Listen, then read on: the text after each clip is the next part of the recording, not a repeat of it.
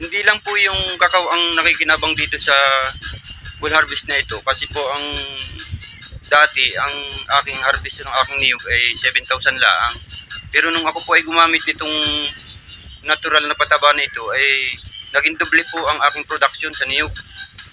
Bukod po sa naging doble, kumusta po yung naging appearance ng niyog? Yung po kanyang itsura? Maganda po ang kanyang mga dahon, tapos makikinis ang kanyang mga bunga.